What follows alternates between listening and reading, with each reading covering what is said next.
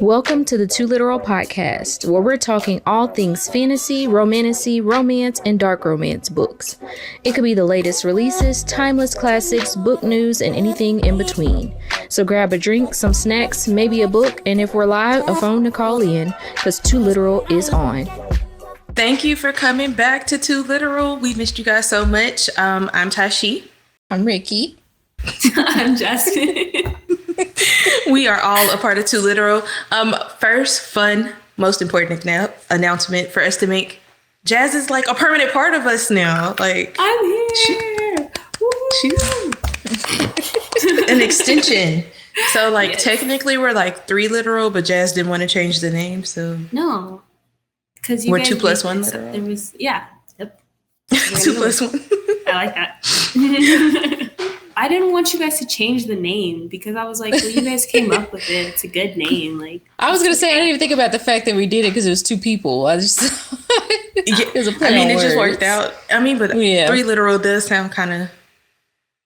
I feel like it was a double entendre with the 2 things. You know what I mean? Like for sure, we read too many books. We should think about that more. I don't know. Yeah.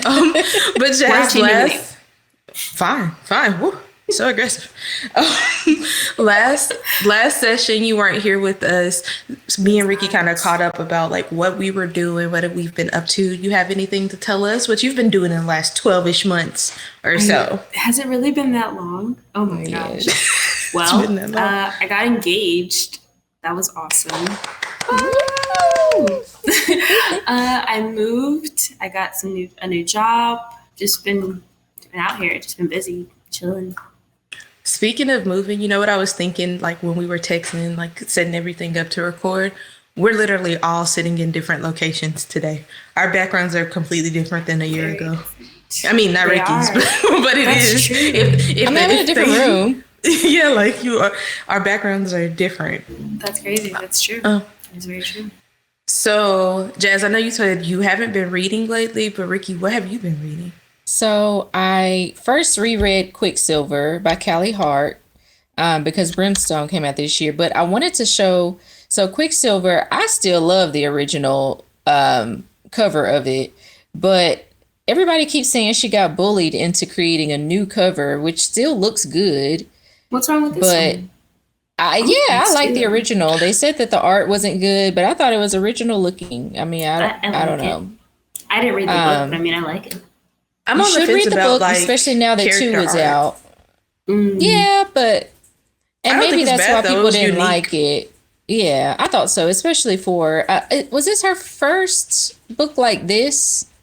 Yeah, and you know, I can see why they critique the this cover. I'm like, not to, no tea, no shade. I read the book. I like the book, but his hands are weird on his neck. Like if you weren't paying attention, you would not. Those are. Yes, those are. I like the cover. It was. I mean, I do like the cover, but if you didn't pay attention to his hands, they look kind of. I thought it was like the armor of like his. Yeah. He had a lot of tattoos because his armor was like a thing in the book, so I don't know if that was to bring attention to that area. I don't know, but and anyway, the shadows I like in his covers. hands and stuff. Yeah. Or so tattoos, she changed it, and now then I read Brimstone because it just came out. Me and Tashee both finished that one, and it matches this second cover. So both of them are very good. I think you would like it, Jazz. Okay. I know you and would it's like not a huge undertaking. I don't think it's only 2 books deep. So okay, I'm down. If you have you're gonna be very fourth wing about it because you're gonna be waiting, and they have decent cliffhangers. I'm not gonna lie, because this last one I was like. Yeah, excuse we were like, me, that was it. Yeah. You know what's insane is I still haven't read the 4th book. The 3rd book, Onyx Storm. I haven't read Onyx Storm yet, unfortunately. I need. Why? I've been busy. I've been out doing things, man. You're not that busy. Don't feel bad. I haven't read a whole lot this year, but this was one I was waiting on. So I'm glad that I was able to listen to it. You know what? I was just about to say that. I might be a little hard to compete with. I actually hit my 100 book goal. So, hey, you guys, I didn't read in June, and it's so funny. Like, I was not pacing well. I didn't read anything in June. However, but look at me now. Did you just add a comma into your sentence? I was going to say that. Oh my gosh. You guys haven't talked to me in forever because I say however, comma, but all the time. Like I have my coworker I think saying we it now. text so much that you don't have to do that, but we haven't talked on the phone a whole lot. That's like new. I mean, because I'm going to literally text however, comma. Yeah. But, you know. So now it's just, all right. Second nature. Continue. All right. So, what have I been reading? I read Hollow by the sisters.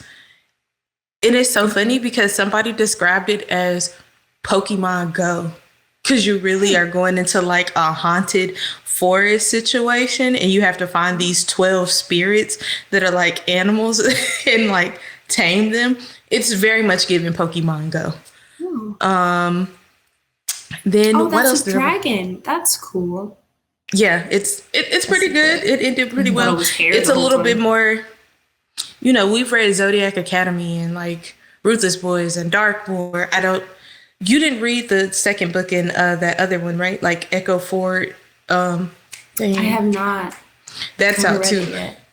Oh, wait. Those are. I read it. I did like Echo Fort. I was about to say, those are like more modern. They like tend to have like phones and stuff like.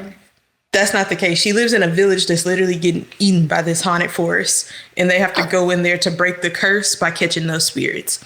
Pretty good. I enjoyed it. It took a minute for me to like reprogram my brain from their normal writing. I'm definitely going to read book 2. Okay. Definitely going to read book 2. And then I finished a series, Dawn of Chaos and Fury by Melissa Rowick. You guys, okay. Jazz, you haven't read this, but Ricki will get where I'm coming from. Okay. It is very, very... She has another series called Lady of Darkness. And the main character from that series and the main character from this series would be best friends with Selena Sardathian. They would all be best friends. Very similar type of zhuzh going on. Yeah. Well, except she's a little crazy. So anytime you see me post on my Facebook, like in all things, there must be balance. I'm talking about this book because when I tell you, they say it all the time. I think like every chapter, like it's repeated once. But yeah, it's a good book. A girl is like at this selection party. She's Fae, but Fae are not like the top things you can be. You could be something called a legacy, and they like get bonded to Fae. And she's in a corner eating chocolate, and she says, and this guy comes up to her and is like, "Why are you in the corner eating chocolate?" She was like, "Because I don't want to be selected." And then he proceeds to select her. Oh. And they go back and forth, and it's a lot happening. Great book. Should get it, read it. It was an excellent conclusion to a series, and it has some crossover. Spoiler alert. Yeah, some crossover in it. But now we can jump in to our discussion, guys, since we've caught all up. Guys, it's been so long. Like, just be like, not even the fact that it's been so long since I was on the podcast, but like since I've finished these books, like I don't remember what's going on. So I'm very excited for this little recap, and I can do it. Yeah, let's go. Let's get into it. All right. So this book is going to be Heartless Sky. Okay, book 7. So let's, for Jazz's sake, not the audience, obviously, let's talk about where we're picking up from. Lionel has lost a hand because Tori is no longer bonded to him with the guardian bond. Darcy has been cursed by Lavinia / ex Clara, whatever you want to call her. They are riding on Dante's back, not to our fella. Darius has went and made a year-end deal to die. The heirs and didn't the tell Vegas, anybody. and hasn't told anyone. The heirs and the Vegas have officially decided to be besties for the resties and fight Lionel. Even though I feel like this current book kind of clarifies that they're like fighting evil together, they're not on the same page about who will be leading the kingdom. Still. What else? Do you think I'm missing anything important? Oh, Catalina and Hamish are pretty awesome and have this secret hidey hole available to everybody. And I feel like hidey hole is like definitely a Gruss saying. I was part of their family in that very second when I said that. Yeah. But I think that's it. So when Ricki told me that I should lead this episode, I just want you guys to know that I was so on board, because this is where my hate of Darcy really got solidified. Okay, this is where I really began to hate her guts. Just because nothing makes sense. I want that explained, because I really thought that it would be in book 8, and obviously we can't give a spoiler, but things happen. And I always thought that part of why you didn't like her not only was because of her not going through as much, but also because of her reactions to Tori when Tori needed her. So this is why I said this began it. Like, 8 solidified it, but this is start. It was going to be hard for her to dig herself out of this hole to begin with. But it started because she got cursed, right? And she was like, I guess I just burned away the curse.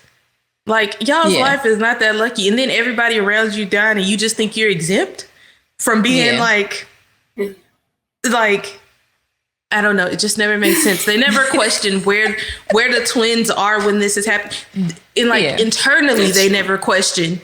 Like, Orion's a freaking like mad genius type, put things together, and it never once crossed his mind that Darcy might be and does he not always say, she's so smart? She's so smart. Sounds pretty stupid to me. Like, but I will say that she wasn't the only one saying, okay, well, our phoenixes must have burned through this. So what happens is they get to these secret tunnels. They're living there. Only people allowed in the rebellion are able to stay there. But all of a sudden, people start dying within the rebellion, like within the tunnels. And you're right. Nobody questioned that it was Darcy's curse at the time. And it literally does not come out until the end of the book. And I remember reading, and it didn't surprise me that it was her. It surprised me how it manifested in the form of like the bear or whatever she was. But it didn't surprise me that it was her, because this whole time I just feel like it was leading up to something coming out with her being cursed. So it didn't surprise me. But everybody else was telling her, like, trying to say, you know, it can't be this. You're fine. You know, you have a phoenix. It does marvelous things. And so, you know, I get that, but however, but I'm going to keep using this. She was worried about it too. Like, you know, like she was like, oh, I guess it burned through. But she was also the person like, hey, y'all, something don't feel right. And she didn't even honor her feelings. Once again, her being like all coddled put everybody else at risk. Poor Darcy. Yeah, but is that her fault that she's coddled, or is that the people around her fault? Yes, when everybody says yes, it's her fault too. She plays her role. It's her. Yes. I tried. Also, I feel like it speaks to the author's writing when you really dislike or like characters. You know what I mean? Like you make them like true people too. Like me disliking Darcy isn't inherently a bad thing. I'm just saying, I think she's a pretty crap fictional person, book character, whatevs. Yeah. Right. So, you know what I think is also interesting? We talked about Lionel's hand getting cut off, right? Oh, no. I feel like this is the first time that the power dynamic between Lavinia and Lionel is like tipped the other way, with Lavinia being more, you know what I'm saying? Like more in charge, if you will, than Lionel, because baby, she be yanking that man around with them shadows like you a puppy. She made a hand for him. Like it was a wrap. It was a wrap from there. Like Lionel had no way to fight back. Like he was every like inner dialogue he had with himself, he was like, I gotta find a way to get my power back. Like no, you can't. Oh my gosh. Every inner dialogue was about how he losing power. And do you know what I found kind of interesting too? The fact that Lavinia kept calling him daddy after Clara was gone, which still goes all through me. It's gross. But like, I think we got to actually see the Shadow Princess, but I feel like she's a queen. Shadow Princess actually like more thoroughly walk in her power and see how much of a threat she is, not only to like Lionel, but to the twins as well, because like, I mean, I hate Lionel. Who doesn't hate Lionel? We also can't not acknowledge that he be thinking, he be manipulating. He been planning this a long time. Which I don't like. Like, he's smart, and it bothers the crap out of me because, like, ew, you're annoying, and like you're mean, and you don't think about the good things, and it just bothers me. I don't. No, like seriously, it's the worst. Like, I don't know what. It's dumb. Yeah, and I feel like we had peak horrible Lionel in this thing. Like, everything that happened at the end. Oh, no. Yeah, because I mean, I personally feel like killing Darius is peak. You're right. No, you're right. That happened in this book?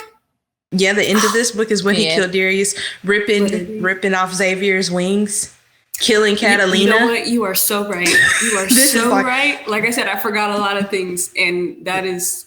This is like peak. Wow. Horrible Lionel. Hey, you guys don't laugh, but my eye keeps twitching. So if you see my eye, just stop. My eye is twitching. Just... Nobody saw that. My eyes randomly twitching. Somebody's talking about you. Literally. How are we seeing that? And you have glasses on. You're good. Oh, okay. So I think my top things that happened in this book also, I'm not doing them in any particular order. I'm just saying the stuff that I kind of jotted down that I wanted to like talk or hear y'all's thoughts on. Mm-hmm. Catalina and Hamish dying was like truly heartbreaking.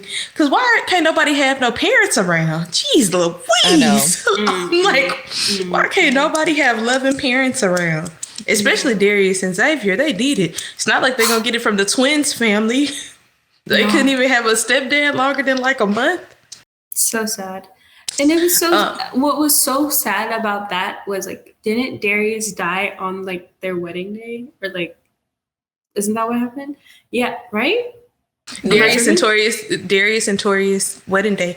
He died because Darius does finally tell that, hey, y'all, I die in a year. But they're like, hey, we got this other problem to address. Then we'll address that one. Let's get through fighting Lionel. Then we'll do that. But ultimately, Lionel figures out their safe haven and starts a war like same day that they weren't prepared for. Oh, you know what else made me sad? And I feel like nobody ever talks about it. Everything. You're not wrong. The whole book. You are not wrong. The whole series. I was sad when Angelica died.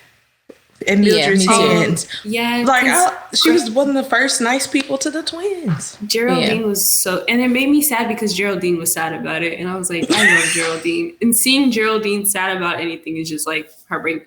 Geraldine almost died, didn't she? From Darcy. She's thought to be dead at the end of this book. She's thought to be, yeah. Yes. I was just going to say, I remember when we were reading the first time, or maybe it was when I was reading this the first time around, and you were saying how all through the book, up until maybe the last couple chapters, you were concerned because things were too steady at the time. And then all of a sudden everything blows up because we know, I mean, this is their type of writing. Like, we've read their books before. So everything was kind of, but I appreciate that we got to see some of the softer things like the wedding and things going on with Caleb and Seth and things like that until the chaos happens. So I enjoyed that. And then all of a sudden we had this big thing happen. I still to this day do not know how Lionel found the rebels. I know that in book 8 they kind of hint at it, but I don't know if I caught the actual answer. I don't even remember the hint, so you're gonna have to remind me because it's been a while since I thought about it. But yeah, he did find him. I want to say they had like a snitch or something. That's what they kept saying in book 8, which we'll talk about, whenever we get to the next episode. I don't want to give any spoilers yet, but I just feel like it was never really said. And then all of a sudden he shows up on their wedding day of all days. And it's like, yeah. That was literally so heartbreaking. I concur. There were so many times I wanted to stop reading this book. I think you text me about this one more than any other book. I think so.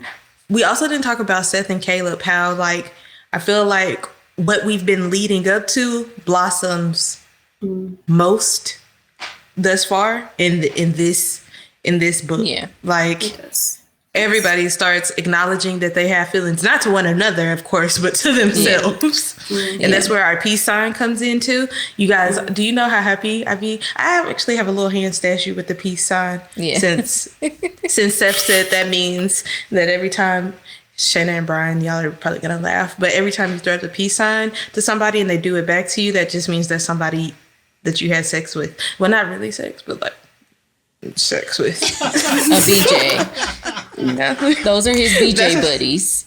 Yeah, his BJ buddies. That's what he said. Every time he goes to peace sign, he told him, yeah, that's like, worldwide known. Like, but the funniest part is that the other person has no idea this is what that means, supposedly. So they do it back, and now they win. And now his feelings are all hurt. Yeah, like the stranger he did it to, did it back, like, okay, weirdo. But now he's considered a BJ buddy. He doesn't know. Yeah. That was hilarious. There's something important I want to discuss, but more towards like the ending of the book. But we haven't really talked about the whole shift in dynamic between Darius and Tori since the curse has been broken, both on their their cursed fates, but also like her guardian bond. I mean, I feel like this was the first time that Darius was actually worthy of the relationship he was requesting from Tori. Yeah. Or he showed an action. Yeah. You know what I mean? Yeah. I think that I can't remember what book it was that, they were now star-crossed, but he started doing a lot to try to gain her trust and stuff, even if it wasn't in the way that they wished they could, because they couldn't be alone together and stuff like that. So I think that he's been showing that. I think that this was the first test to say, yeah, but how much are you willing to sacrifice for that? And he literally gave his life for it, or attempted to give his life for that. So. Yeah, and I feel like this is the first time we get to see Tori be soft. I also think it's funny that they moved in a room and he brought like his big old thing of treasure, and like that's like a thing for their room. Also, you know what we didn't talk about? Seth and Orion becoming some form of friends, even if it is reluctant. Yeah, because they end up in a room together.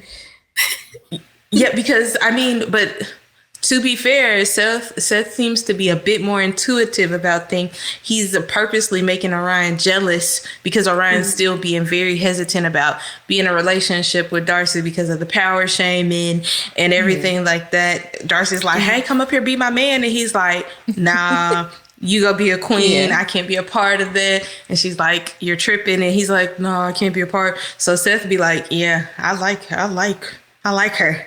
We be getting it on because Darcy and Seth are like best friends, and he misinterprets it a lot. Sorry. No, you're fine. I was just going to say the other two dynamics was number one, Orion and Darcy have their moment finally. Dang, and I thought it was so funny. Station. Yes. I know I was going to say, I think it's so funny that it ended up outside of a police station when they're supposed to be hiding. But anyway, so that happens, and also Orion not being guardian bonded to Darius anymore. That was like a big shift in their relationship and stuff. So it was kind of weird seeing Orion kind of be not really shy, but now he's questioning everything. Like, am I worthy of Darcy? Am I worthy of Darius? Is he even going to be my friend after this since we're not bonded anymore? And then here's Seth really trying to be his friend, and he's like, no, but not you though. Like anybody but you. Yeah. Anybody but you. Yeah. Do we really got to do this? I forget her name. What's Orion's pretend girlfriend? Francesca. That's her name. Uh-huh. Not only do they become mated, Darcy and Orion, but they do it all in her face. Poor Francesca, don't catch a break. I know, it's sad. I was a little sad for her, but she was going through it. Unrequited love is not fair to anybody. And wasn't it Ruthless Boys that we find out that actually started way back in their college years and stuff? Yeah. So it's been like a long drawn out thing. And he been over here like, we just smashing buddies. I guess he got a BJ situation going too.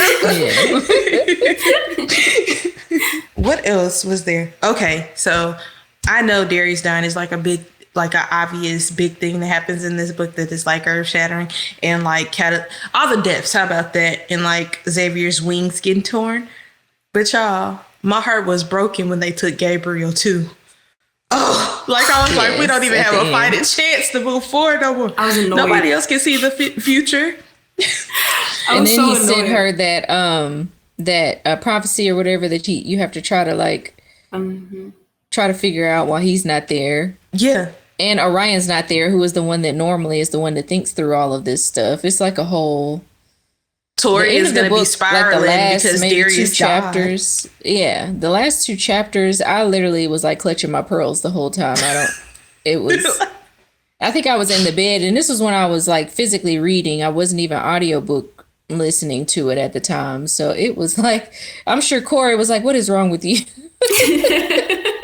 Okay, over here, just.